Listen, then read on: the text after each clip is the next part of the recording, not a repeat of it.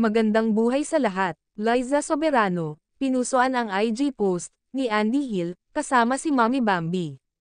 At ganun din, sa iba pang photos nila, ni Ken. Masasabi natin, na low-key ang relasyon ng Liz-Ken.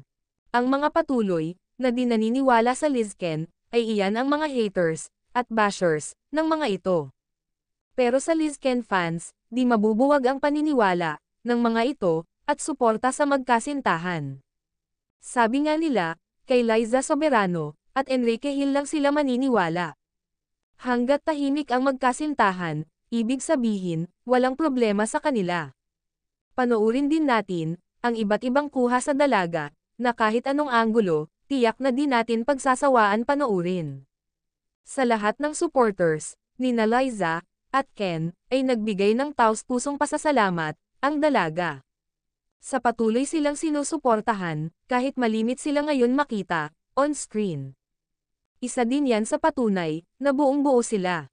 Ayon pa sa bashers, Liza, and Enrique, are no longer together, Liz-Ken fans na lang daw, ang naniniwala sa kanila.